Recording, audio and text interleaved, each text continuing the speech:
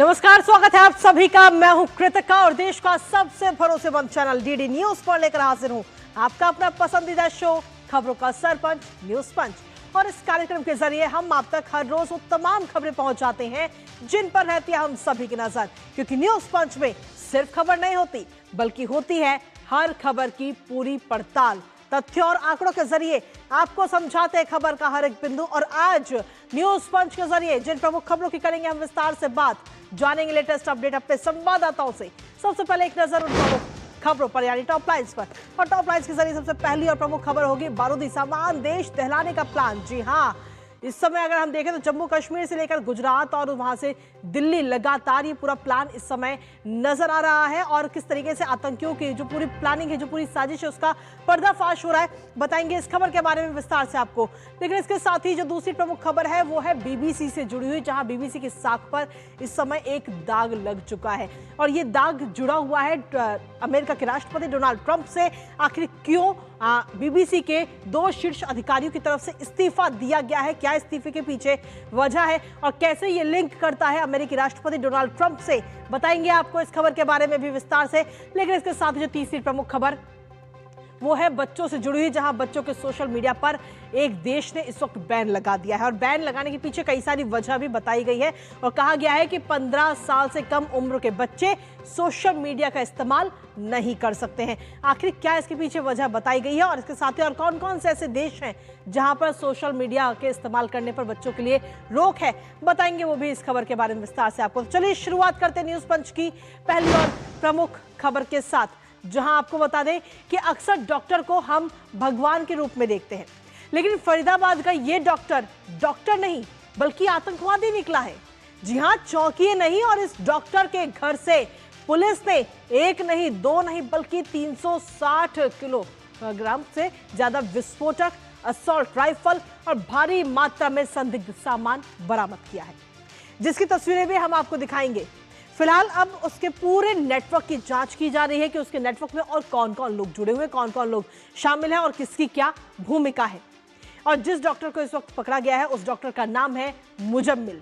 हालांकि इससे पहले अगर हम देखें तो 7 नवंबर को जम्मू कश्मीर पुलिस ने उत्तर प्रदेश के सहारनपुर से भी एक आतंकी को गिरफ्तार किया गया था, जिसका नाम था आदिल।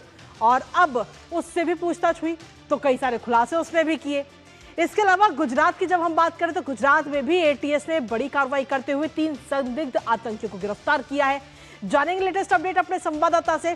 उससे पहले आपको दिखाते हैं आतंकी निकला डॉक्टर। तो जी हां, फरीदाबाद में विस्फोटक उसके घर से बरामद किया गया है। आतंकी डॉक्टर निकला। फरीदाबाद में डॉक्टर के घर से काफी मात्रा में ये विस्फोटक बरामद किया गया। फरीदाबाद से आरोपी डॉक्टर मुजम्मिल को गिरफ्तार इस समय कर लिया गया है।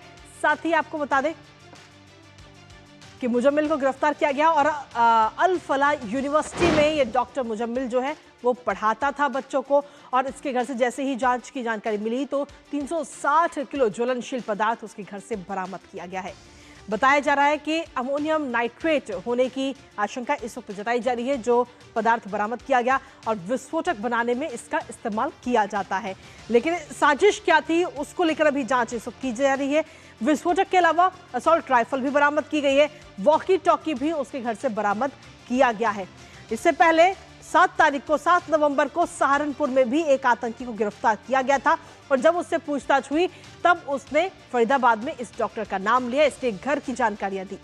इससे पहले अगर हम देखें तो गुजरात एटीएस ने भी जो रासायनिक हमला है वो आतंकियों को विफल कर दिया और 3 आतंकियों को गिरफ्तार किया, 3 संदिग्ध आतंकियों को। और ये आतंकी जो है रासायनिक हमले की पूरी योजना बना रहे थे ये डॉक्टर, और इन डॉक्टर समेत 3 आतंकी गिरफ्तार किया गया। और साथ ही आपको बता दें कि देश में रासायनिक हमले की पूरी साजिश ये सभी मिलकर रच रहे थे, लेकिन इनकी साजिश को पूरी तरह से नाकाम कर दिया। गिरफ्तार डॉक्टर रासायनिक नाम का जो पूरा रासायनिक जहर है उसको बनाने की पूरी तैयारी इस समय की जा रही थी। आपको 3 तस्वीरें इस वक्त दिखाते हैं। जिन तस्वीरों के माध्यम से आप ये समझ पाएंगे कि कैसे ये कार्रवाई की गई। सबसे पहली तस्वीर आप देख रहे हैं उस डॉक्टर की जिसको इस समय गिरफ्तार किया गया है और काफी मात्रा में सामान भी बरामद किया गया है। ज्वलनशील पदार्थ जो है वो बरामद किया गया, असॉल्ट राइफल बरामद की गई। और दूसरी तस्वीर में आपको दिखा रहे हैं जो बड़ी साजिश नाकाम हुई है, जो फरीदाबाद में जो घर है वहां से जो चीजें बरामद की गई हैं वो इस समय हम आपको दूसरी तस्वीर में दिखा रहे हैं और साथ ही वो गिरफ्तारियां। इसके साथ ही तीसरी तस्वीर में आप देख रहे हैं कि दिल्ली दहलाने की जो साजिश है वो पूरी तरह से इस समय पुलिस ने नाकाम कर दी है। और जो नेटवर्क है उस नेटवर्क में और कौन कौन से लोग जुड़े हुए हैं उनका पर्दाफाश इस समय किया जा रहा है। लगातार जांच हो रही है, पूछताछ भी लगातार जारी है। और इसी को लेकर फरीदाबाद के जो पुलिस कमिश्नर हैं सत्येंद्र कुमार गुप्ता, उनकी तरफ से क्या कुछ कहा गया है इस पूरी खबर को लेकर एक बार वो आपको सुनाते हैं। दोनों की जॉइंट टीम ने यहाँ पे जो है काम किया, जिसके अंदर एक एक्यूज को पहले यहाँ से पकड़ा गया था जिसका नाम है डॉक्टर मुजम्मल, और इस पे आगे कार्रवाई करते हुए जो है कल जो है रेड्स की गई और जिसमें रेड्स के दौरान यहाँ पे लगभग 360 केजी के आसपास इन्फ्लेमेबल मटेरियल है जो कि संभावित अमोनियम नाइट्रेट है। मैं क्लियर करना चाहूँगा कि इट इज़ नॉट RDX। मैं इस बात को क्लियर करूँगा क्योंकि कई जगह ये चल रहा है, तो मैं क्लियर करना चाहूँगा इट्स नॉट RDX। तो ये इन्फ्लेमेबल मटेरियल है। इसके अलावा कई और ऐसा सामान जो टेरर एक्टिविटीज़ में जिनका संभावित इस्तेमाल किया जा सकता है, जैसे टाइमर्स, लगभग 20 टाइमर्स विद बैटरीज 4, और इसके अलावा कुछ अन्य सामान है जो है यहाँ बरामद किया गया है। हमारी दोनों की और जो सामान बरामद किया गया है, जब पुलिस वहां पर पहुंची और छापेमारी की गई तो वहां से क्या कुछ बरामद किया गया है वहां की एक बार आपको तस्वीरें दिखाते हैं। जो घर है और जो वर्क प्लेस है वहां की तस्वीरें आपको दिखाते हैं कि क्या कुछ बरामद वहां पर किया गया है। तो ये तस्वीरें इस समय आपको दिखा रहे हैं जहां से गिरफ्तारियों में पूरा सर्च ऑपरेशन चलाया गया और सर्च ऑपरेशन के बाद में कई सारा सामान जो है, संदिग्ध वस्तुएं, संदिग्ध चीजें, डिजिटल से सामान बरामद किया गया है। तो ये जो डॉक्टर है उसके घर की तो ये तस्वीरें समय आपको दिखा रहे हैं और दूसरी तस्वीर आप देख रहे हैं जहां पर ये डॉक्टर काम करता था। लेकिन इसके साथ ही अब अगर हम एक तरह से देखें तो 2 दिन में 2 आतंकी साजिशों का ये पूरा पर्दाफाश किया गया है और इसको लेकर के केशव प्रसाद मौर्य की तरफ से क्या कुछ कहा गया एक बार वो आपको सुनाते हैं। देश के दुश्मनों को खोज निकालने का काम जो हमारी सुरक्षा एजेंसियां कर रही हैं वह सफलतापूर्वक आगे बढ़े और वर्तमान में जिस प्रकार से देश के दुश्मन कोशिश तो करते हैं लेकिन हमारी सुरक्षा एजेंसियां उनको विफल कर देती हैं और यह बहुत बड़ी सफलता है और देश के ऊपर बहुत बड़े हमले की तैयारी थी। और जैसे नक्सलवाद मुक्त भारत हुआ, उग्रवाद से मुक्त भारत हुआ, वैसे आतंकवाद से मुक्त भारत बनाने के लिए यह एक बड़ी सफलता है। तो जो कार्रवाइयां लगातार इस समय की जा रही हैं पूरे देश में, खासतौर पर उत्तर प्रदेश, गुजरात और जम्मू कश्मीर के अंदर जो अभियान चल रहा है आतंकियों के खिलाफ, उसके खिलाफ अभियान को लेकर केशव प्रसाद मौर्य को आपने सुना, उन्होंने कहा कि आतंकियों के जो तमाम प्लान है उनको फेल किया जा रहा है। हमारे साथ हमारे 2 सहयोगी इस वक्त फरीदाबाद से दिवांशु और साथ ही मेघना गुजरात से इस समय हमारे साथ जुड़ रही है। सबसे पहले दिवांशु आपके पास आना चाहेंगे। 2 दिन के अंदर 2 आतंकी साजिशों का ये पूरा पर्दाफाश हुआ है। ऐसे में जिसके बाद आतंकियों से लगातार पूछताछ भी की जा रही है, अभी तक क्या कुछ ताजा अपडेट है आपके पास में दिवांशु? देखिए, बिल्कुल आपको बताना चाहूँगा कि जम्मू कश्मीर से ये ऑपरेशन शुरू होता है।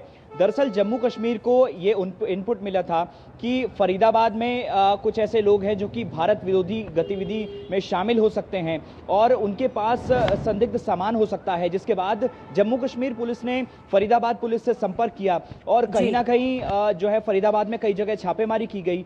फरीदाबाद पुलिस कमिश्नर ने अब से कुछ ही देर पहले हमसे बातचीत की तो उन्होंने साफ कहा कि हमें ये इनपुट मिला था, जिसके बाद इनपुट पर कार्रवाई करते हुए हमने डॉक्टर मुजम्मिल नाम के एक शख्स को गिरफ्तार किया और उससे जब पूछताछ हुई तो उसने इस बात का खुलासा किया कि उसके एक ठिकाने पर बड़ी मात्रा में ज्वलनशील पदार्थ जो है वो रखा हुआ है, जिसके बाद फरीदाबाद पुलिस और जम्मू कश्मीर पुलिस जो है वहां पर छापेमारी करती है और करीब 360 किलो अमोनियम नाइट्रेट वहां से बरामद करती है और इसके अलावा कुछ हथियार वहां पर सोफिस्टिकेटेड पिस्टल्स वहां से बरामद हुई है। इसके अलावा एक असॉल्ट राइफल वहां से बरामद हुई है। तो कुल मिला के एक बड़ी आतंकी साजिश जो है उसका पर्दाफाश पुलिस ने इस ऑपरेशन के दौरान किया है। और हम कह सकते हैं कि आने वाले समय में अब मुजम्मिल जो है वो अपनी पूछताछ में ये खुलासा करेगा कि आखिर इतनी बड़ी मात्रा में जो अमोनियम नाइट्रेट वहां रखा हुआ था वो आखिर वो लाया कहां से था, उसका सोर्स क्या था, आखिर उसका इस्तेमाल कहां होना था, क्या ये किसी बड़ी आतंकी साजिश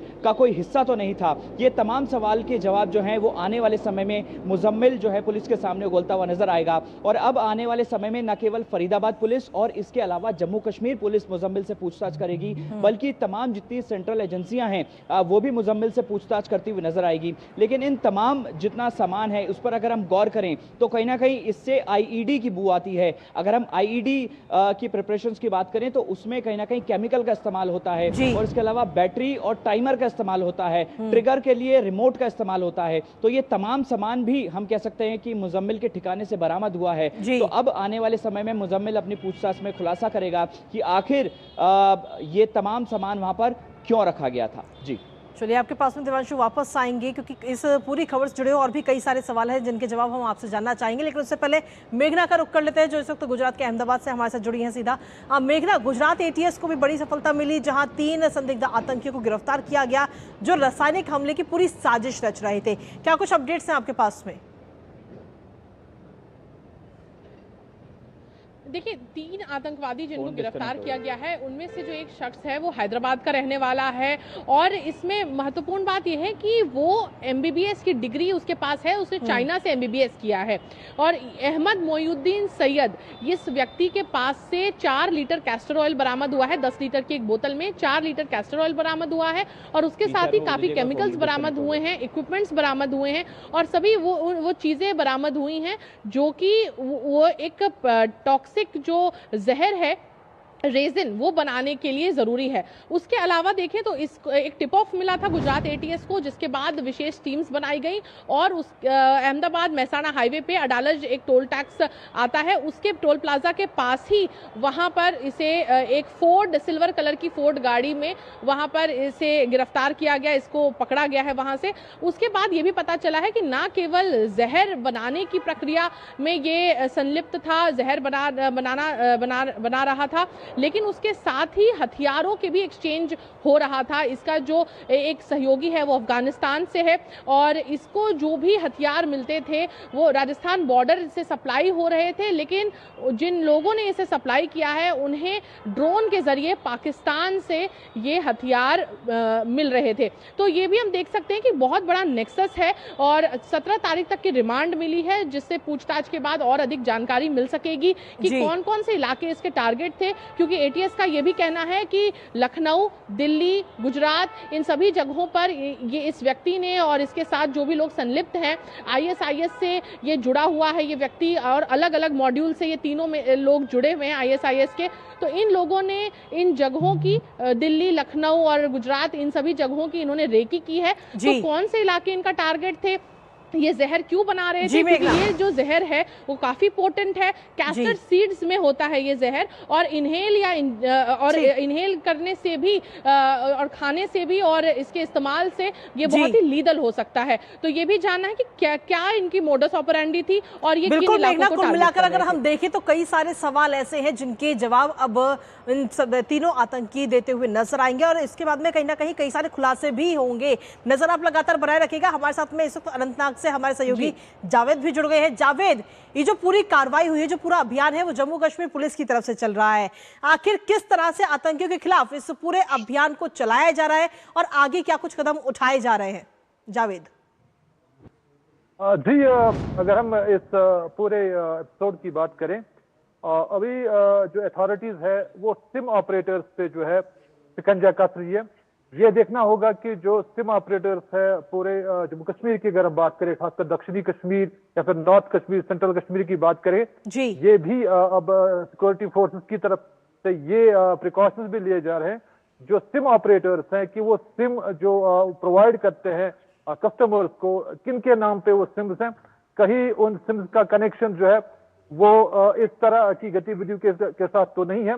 श्रीनगर में आज सुबह और 2 लोगों को जो है गिरफ्तार किया गया और ये सारा जो कुछ दिनों से जो चल रहा है इसी को मद्देनजर रखते हुए जो अगर हम पुलवामा की बात करें, जो मुजम्मिल शकील है वो पुलवामा से बिलोंग करते हैं, तो वहां पे भी जो है पुलिस और बाकी जो सिक्योरिटी एजेंसीज हैं वो कहीं ना कहीं बिल्कुल इस के पीछे लगे हुए हैं कि आखिर किन कारणों के तहत ये जो इस तरह की जो गतिविधियां हो रही हैं, जो डॉक्टर्स का इस तरह से एक जीएमसी अनंतनाग के एक लॉकर में एक रेजिडेंट डॉक्टर जो 2024 तक वहां पे थे, उसके लॉकर में कल तक एक राइफल का होना, ये कहीं ना कहीं इस बात को दर्शाता है कि जो आतंकी है वो एक बार फिर से जो है एक्टिव हो रहे हैं और इस बार वो सिर्फ आम लोगों को शिकार नहीं बना रहे हैं बल्कि क्वालिफाइड लोग, डॉक्टर्स, जैसे कि अभी आपने मुजम्मिल शकील की बात की या फिर डॉक्टर आदिल की बात की, इन जैसे लोगों का इस तरह की गतिविधियों में शामिल होना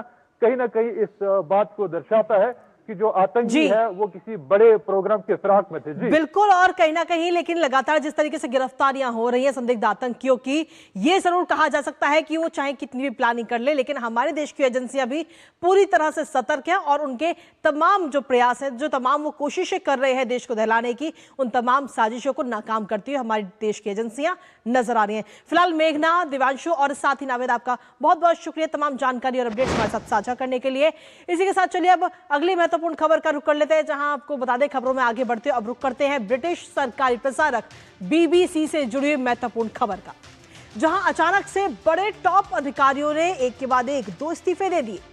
पहला इस्तीफा बीबीसी के डायरेक्टर जनरल टिम डेव का है और दूसरा इस्तीफा हेड ऑफ न्यूज डेबोरा टर्नेस का। अब बताया यह जा रहा है कि इन इस्तीफों के पीछे वजह है अमेरिकी राष्ट्रपति डोनाल्ड ट्रंप का एक भाषण, जिसे लेकर के बीबीसी पर आरोप लगे हैं कि उसने ट्रंप के इस भाषण को एडिट करके दर्शकों के बीच में गलत संदेश भेजा। दरअसल ये जो पूरा मामला है वो पूरा मामला आज का नहीं है, बल्कि ये पूरा मामला उस डॉक्यूमेंट्री से जुड़ा हुआ है जिसमें ट्रंप के 6 जनवरी 2021 के भाषण को कथित तौर पर गलत तरीके से एडिट किया गया था। अब इन इस्तीफों के बाद में अधिकारियों का क्या कुछ कहना है वो आपको बताएंगे, साथ ही करेंगे चर्चा, लेकिन उससे पहले आपको दिखाते हैं बीबीसी में ये फेरबदल। तो जी हां, बीबीसी में ये बड़ा फेरबदल इस समय देखने को मिल रहा है और ट्रंप की स्पीच की एडिटिंग जो की गई उस पर अब ये विवाद लगातार बढ़ता जा रहा है। ये आज का नहीं बल्कि साल 2021 का ये पूरा मामला, और ये पूरा मामला अब विवाद बढ़ता जा रहा है। ब्रिटिश सरकारी प्रसारक बीबीसी में ये बड़ा बदलाव किया गया और 2 जो प्रमुख जो बड़े अधिकारी हैं उन्होंने अपने पदों से इस्तीफा इसमें दे दिया है, जिसमें कुल मिला एक नाम है न्यूज़ हेड डेबोरा टर्नेस का, जिन्होंने अपना पद छोड़ दिया है। और ट्रंप के टारगेट पर इस वक्त कहीं ना कहीं बीबीसी इस समय नजर आ रहा है पूरी तरह से, क्योंकि एक बार नहीं बल्कि इससे पहले भी अमेरिकी राष्ट्रपति डोनाल्ड ट्रंप बीबीसी को लेकर कई तरीके के बयान दे चुके हैं। हालांकि ये जो फैसला लिया गया, या यूं कहे कि जो 2 अधिकारियों ने अपने पद छोड़े हैं, उस पर डोनाल्ड ट्रंप की तरफ से प्रतिक्रिया सामने आई है और उन्होंने इस फैसले का स्वागत भी किया है। लेकिन इसके साथ ही जब इन 2 अधिकारियों ने अपने पद से इस्तीफा दिया तो उसके बाद में उनकी तरफ से क्या कुछ बयान दिया गया वो आपको बताते हैं। टिम डेवी की तरफ से बयान सामने आया है कि हर सार्वजनिक संस्था की तरह बीबीसी भी परफेक्ट नहीं है, हमें हमेशा खुला, पारदर्शी और जवाबदेह होना चाहिए।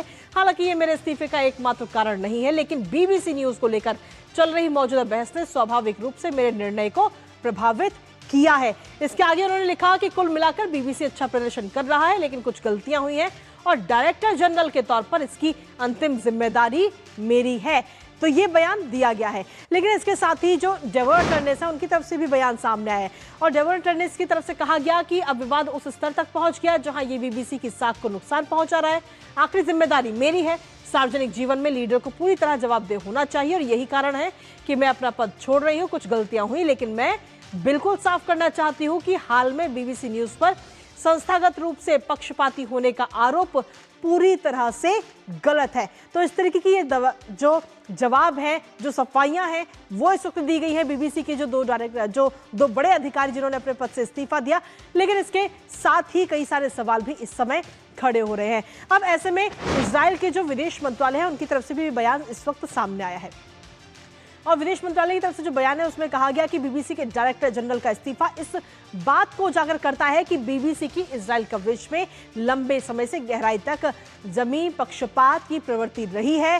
काफी समय में बीबीसी ऐसी भ्रामक सूचनाएं फैला रहा है जो यहूदी विरोध और उग्रवाद को बढ़ावा देती है। लेकिन समस्या केवल बीबीसी तक सीमित नहीं है। कई अन्य समाचार संस्थान भी तथ्यों को रूप में राजनीति पेश कर रहे हैं और हमास के फर्जी अभियानों को हवा दे रहे हैं। अब समय आ गया है कि सच्ची जवाबदेही तय की जाए ताकि पत्रकारिता की निष्पक्षता, विश्वसनीयता और तथ्यपरकता बहाल हो सके। तो ये तमाम बातें इजराइल के जो विदेश मंत्रालय उसकी तरफ से ये बयान दिया गया।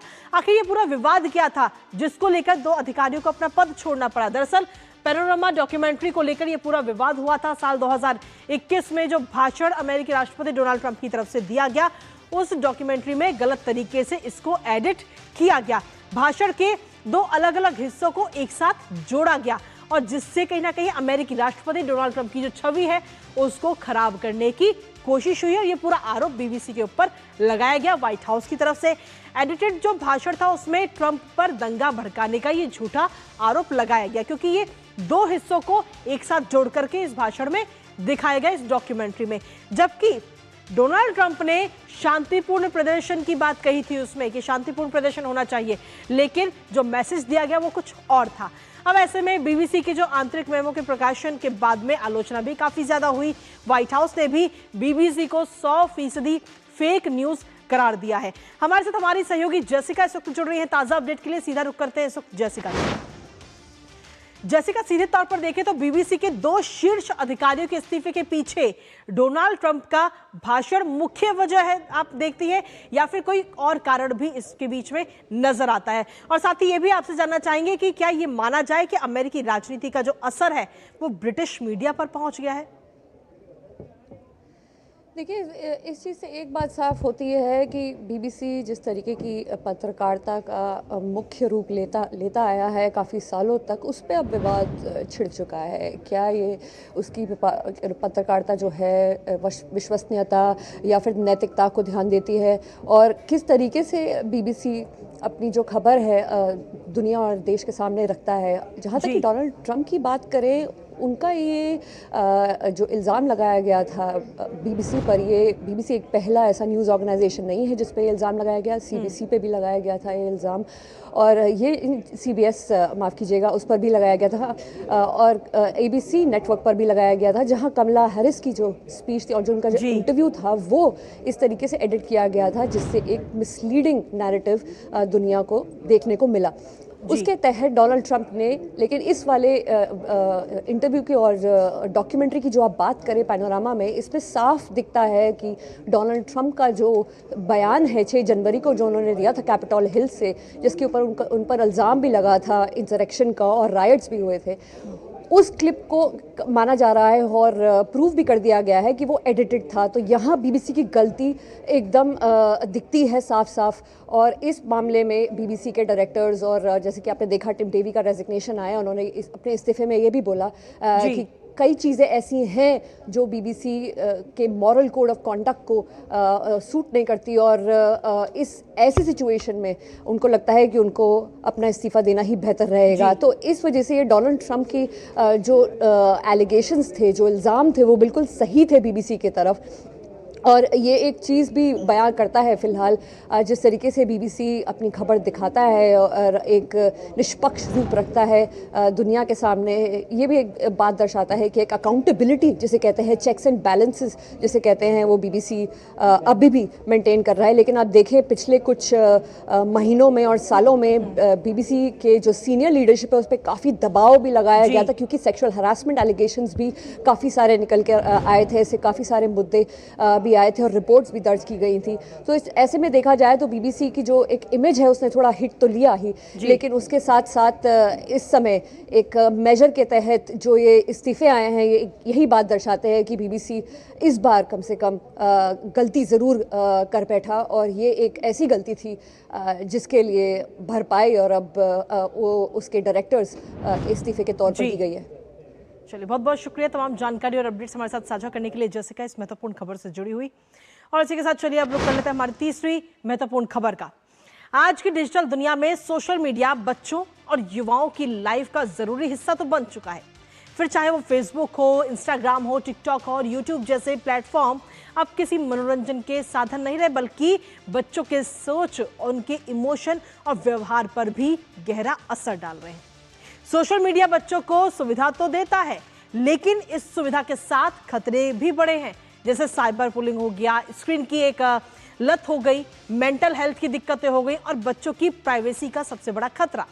और यही वजह है कि दुनिया के कई देश अब बच्चों के सोशल मीडिया यूज करने पर रोक लगा रहे हैं या फिर उसे कंट्रोल करने की दिशा में सख्त कदम उठा रहे हैं। और हाल ही में डेनमार्क ने भी बड़ा फैसला लिया और 15 साल से कम उम्र के बच्चों के सोशल मीडिया के इस्तेमाल पर पूरी तरह से रोक लगा दी। अब इस रोक के पीछे क्या प्रमुख वजह है बताएंगे आपको, साथ ही करेंगे चर्चा, लेकिन उससे पहले आपको दिखाते हैं डेनमार्क सरकार के क्या कुछ है ये फैसला। तो डेनमार्क सरकार की तरफ से ये फैसला दिया गया जहां बच्चों के सोशल मीडिया के इस्तेमाल पर रोक लगाई गई। 15 साल से कम उम्र के जो बच्चे हैं वो डेनमार्क में सोशल मीडिया का इस्तेमाल नहीं कर सकेंगे और ना ही वो रजिस्ट्रेशन किसी भी एप्लीकेशन पर कर सकते हैं, जैसे यूट्यूब हो गया, फेसबुक हो गया, इंस्टाग्राम हो गया, टिकटॉक हो गया। और मीडिया के इस्तेमाल पर वहां पर रोक लगाई गई है। 13 से 14 साल के बच्चों को ध्यान में रखते हुए और साथ ही 15 वर्ष न्यूनतम आयु निर्धारित की गई है, यानी कि अगर आपके बच्चे की उम्र 15 साल से ज्यादा है तो ही वो सोशल मीडिया का इस्तेमाल कर सकते हैं। माता पिता की भी सहमति इसमें जरूरी की गई है कि यानी कि अगर पेरेंट्स अगर चाहेंगे तो ही बच्चा सोशल मीडिया का इस्तेमाल कर सकता है। बच्चों के लिए सोशल मीडिया के इस्तेमाल पर यह रोक लगाई गई है डेनमार्क में।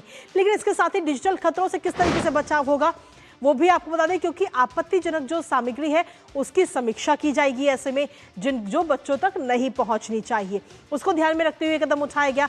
साथ ही जो एडवर्टाइजमेंट आते हैं उसमें बच्चों के इस्तेमाल पर भी निगरानी की जा रही है कि बच्चा जब फोन का इस्तेमाल कर रहा है या सोशल मीडिया यूज कर रहा है तो उस वक्त कौन से एडवर्टाइजमेंट है। साथ ही जो युवा यूजर्स हैं उनको भी टारगेट किया जा रहा है, तो ऐसे में उस पर भी सीधे तौर पर नजर है।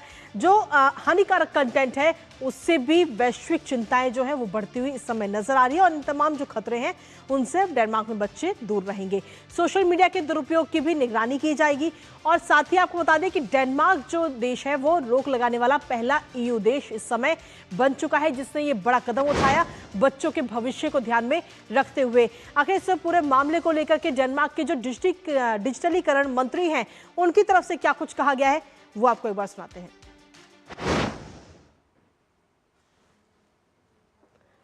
Specific platforms we are regulating based on some objective criteria, but what we're trying to make sure is that the tech platforms that creates most harm is the ones that is kept away from the children. तो Denmark के मंत्री की तरफ से सीधे तौर पर कहा गया कि कहीं ना कहीं सोशल मीडिया जो है वो बच्चों पर गहरा असर डाल रहे हैं, युवाओं पर गहरा असर डाल रहे हैं और इसके कई सारे नुकसान भी है और उन तमाम खतरों से बचने के लिए जरूरी कदम उठाए गए।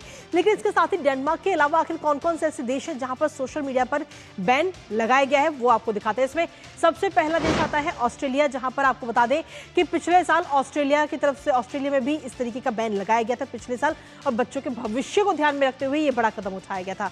उत्तर कोरिया भी एक देश है जहां पर इंटरनेट एक्सेस पर लगभग पूरी तरह से प्रतिबंध लगाया गया है। ईरान की अगर हम बात करें तो ईरान में फेसबुक, यूट्यूब और सोशल मीडिया प्लेटफॉर्म एक्स जो कि लंबे समय से वहां पर बैन किए गए प्रतिबंधित हैं। इसके अलावा चीन भी एक ऐसा देश है जहां Facebook, social media platform x, Instagram, YouTube पर बैन लगाया गया है।